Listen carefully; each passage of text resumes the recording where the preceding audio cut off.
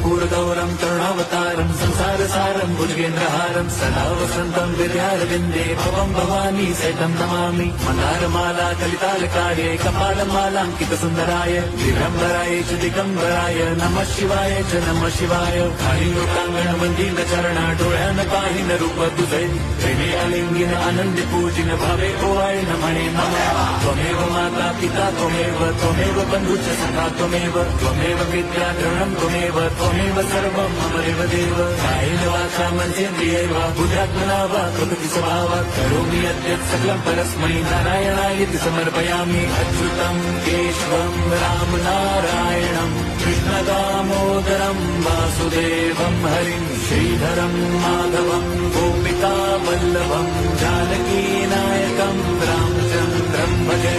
Hare Ram Ram Ram Hare Hare, Hare Krishna Hare